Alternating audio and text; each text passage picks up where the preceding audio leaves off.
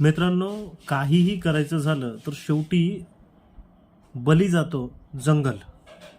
आणि आता तेच होणार आहे महाराष्ट्रामध्ये. जे नाशिक जिल्ह्यामध्ये कुंभमेळा होणार आहे 2027 मध्ये, जो तपोवनमध्ये होईल.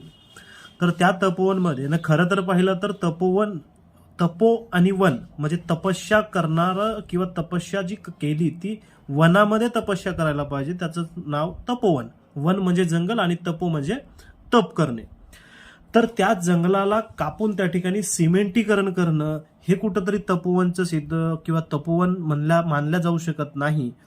परंतु आता सरकारच्या माध्यमातून त्या ठिकाणी 1700हून अधिक झाडं कापल्या जाणार आहेत. त्या ठिकाणी कापल्या म्हणण्यापेक्षा त्यांची कत्तल केली जाणार आहे असं म्हणणं वावगं ठरणार नाही. तर काहीही करायचं असलं तर शेवटी बळी जातो मात्र आमचा जंगल, आमचं झाड.